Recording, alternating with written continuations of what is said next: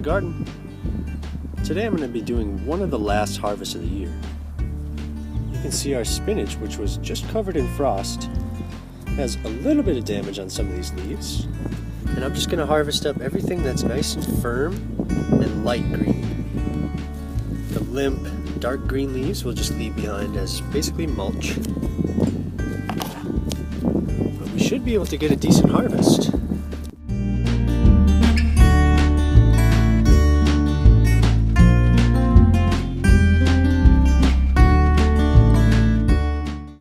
It is only about 40 degrees, but check it out.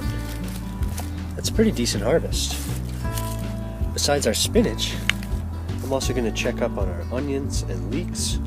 The celery was really damaged by the cold the other day, but the parsley looks great. Yeah, the celery's a bit limp. I don't think I'm going to harvest any of that. Although we could harvest the leaves. The leaves actually have really great celery flavor. Yeah, these look really nice. I managed to find a couple onions. I think these ones look really nice, this one especially. So those will wash up just fine. And we can eat the greens as well as the bulbs. I could also take a whole bunch of chives. Look at these. Oh, these are beautiful. I love harvesting chives. I'll just filter out these dried leaves. I do like to keep those in the garden for insulation though. We might as well harvest some parsley too. This is a really cool hardy herb. Look at how fresh that is. It's really incredible. So even though it's only about 40 degrees and drizzly, it's one of the last warm days of winter. I'm glad I got this one final harvest in. We managed to get some decent spinach, some celery greens, chives, parsley, and even a couple onions.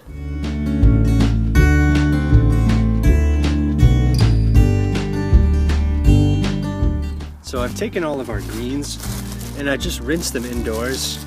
I also cut down the onions just to get that really nice bulb and some of that green. And I like to keep them in just a reused bag. You can use anything that's perfectly sealed. You don't want any perforated holes in here. I'll fluff it up like this, and then what you want to do is close the top fast. I don't like to breathe in there like a balloon, but I just keep it fluffed like this. Quickly close that cap and you can see we have a nice bit of air in there. I like to then do a twist just to close off that air, and then I'll tuck. So I'll tuck that little blade kind of back under itself. So we keep our cushion of air and it stays pretty well sealed. So this will just stay in the fridge for up to a couple weeks and we can just take what we need. So today I'm going to make a cherry chicken salad. And we'll grab some onion. I'm also going to grab our celery. We're not going to need any spinach, and I don't think I'm going to use any parsley either. We're just going to keep it really simple. So I've got about a handful of chopped chicken. This is best with white meat, but this is just dark meat left over from a rotisserie. And to that we're also going to add almonds and dried cherries. I'm going to use my brand new knife for the first time. This is a 6-inch Santoku. I think that's a Japanese style. So you can use this for scooping as well as chopping. I've got about 7 or 8 almonds here, a little handful of dried cherries. You could throw the cherries in whole, but I'm going to chop them up a little bit along with the almonds, along with our celery greens and our onion.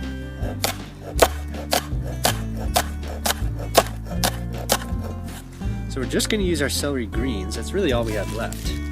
But what I'll do is just wrap them up like this in just sort of a cigar shape.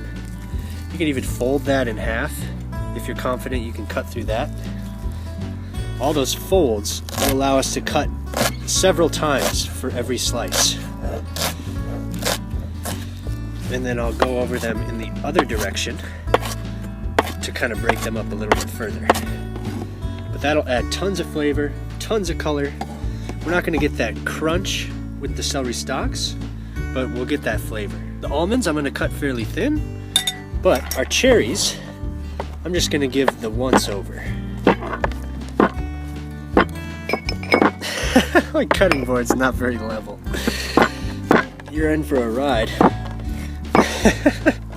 So that's fine there. We've got a couple whole ones, some nice chunks. Most of them are about halves and quarters.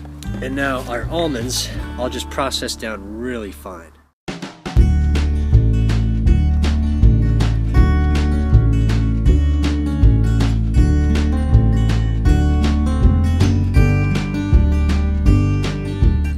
So we'll use our Santoku to scoop as well as chop. That's one of the coolest things about this shape of a blade. This looks beautiful. Now to bring it all together, I'm going to add about a spoonful of mayo and about a half a spoonful of Greek yogurt. I think the Greek yogurt actually enhances that flavor and it makes it a little bit thicker than just mayo. This recipe is super versatile too. We could eat it straight, just as like a chicken salad. You could spread it onto a sandwich or mix it with pasta. You might want to add a little bit more sauce, but then you get a really beautiful cherry chicken pasta salad. So look at how this comes together just so beautifully.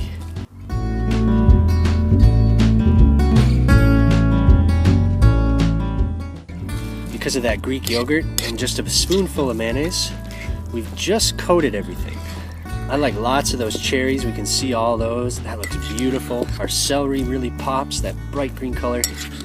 The onions really blend in beautifully. This is straight out of our garden, which I just love. So you could do salt and pepper, but I'm gonna keep it simple and just try it as is.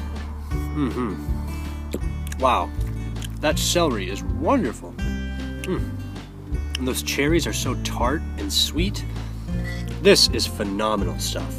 This cherry chicken salad was an excellent way to use some of our final harvest, so I'm glad we could make such a delicious meal. I really hope you give this a go in your garden. Thank you all so much for watching, and I hope to see you next time.